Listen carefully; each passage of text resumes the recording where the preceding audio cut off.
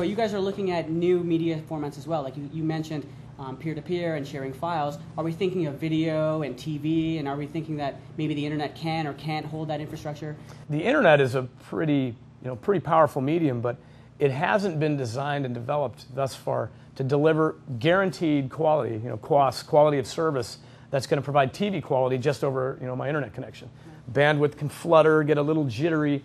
So lots of advancements have been made in that area, but I don't think we're really there yet. I know that within Live, we treat a data service as a data service. So we kind of think that these different types of data over the next 5 to 10 years, as the internet becomes more robust, it'll be natural, right? So you'll think about watching most of your TV shows. I posit most of your TV shows over the internet, and you'll have not just your streaming video, but you'll have a bunch of annotations that can be done by your friends and your pals all on the same screen, and be able to have this experience that feels like it's shared video watching because you've got your contact list and all the other infrastructure that's been built into the Live services.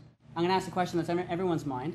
How are we competing directly with Google, or how are we going to do against Google? And a lot of the media and people are always talking about what Google's doing in this space and advertising. Yeah. How do you think we're going to compete there? So I think Google's done a good job in search, and honestly, Google is the 800-pound gorilla in search. Search, and I've said that a few times.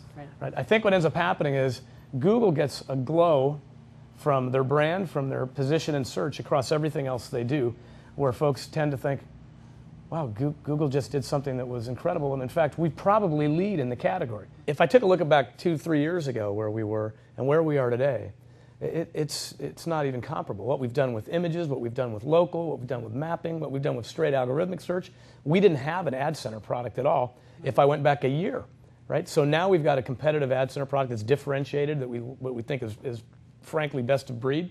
We've got an algorithmic search, which we think is pretty close to parity with Google, and we're making huge changes super fast. So somebody said 5 years from now is a prognostication. I'd say that we might be leading 5 years from now, and I couldn't tell you from a share perspective where we're going to be, but I think from a technology perspective and from the end user's perception of what a search is going to give them on MSN or Windows Live or Google, I think we're going to be right at parity or better.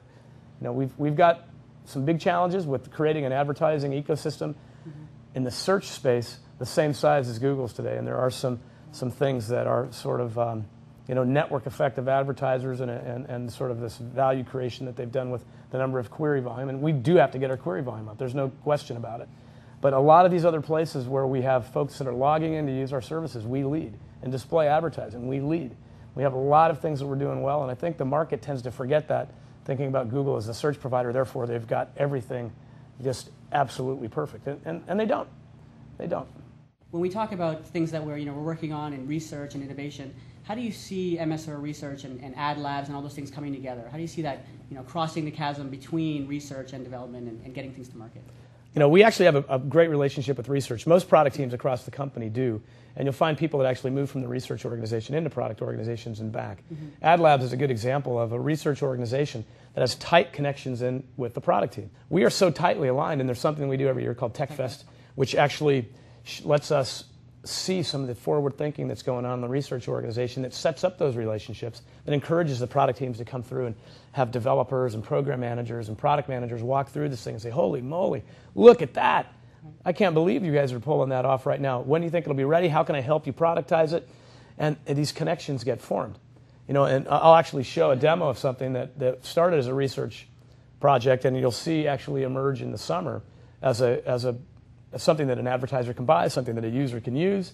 And there's a lot of those in social networking and some of the things we do with video cameras, stereo video cameras, audio, spatial technology. I mean, all kinds of way cool stuff that makes research and productization seem very, very close. What do you see as the future of Windows Live 5, 10 years down the road? Over the course of the next 5 to 10 years, the line between your sense of what's on your desktop, what's on your mobile device, what's on your Xbox, and what's in the cloud is going to be very blurry. And you will, as a user, feel like you have an incredibly personal experience on any of the devices I just talked about, because we've got a services architecture that allows you to have yourself injected into all of these things. And I would imagine that those same resources will be available to third parties as well. So when you're using a third-party application, that'll feel highly personal. And they'll be using that same infrastructure, the same way that Windows APIs are used by third-party developers now. So I think that whole Windows Live infrastructure, that Windows Live ecosystem, will be incredibly powerful for end users, for third-party developers, for advertisers, and the line will be very blurry for you as a user, how all these things come together, and you just know that your experience is so much better than it was 5 or 10 years ago. Right. Great. Well, we're glad to have you here in Toronto. Thanks for flying up and doing a Farhan. 200-mile drive. Oh, yeah, a 200-mile drive to LA. That was Exactly. nice. That was terrific. Great. Thanks. Appreciate it. Well, thanks for joining us, everyone. And stay tuned for our next vidcast. If you want to see what's new and great in Windows Live, check out ideas.live.com.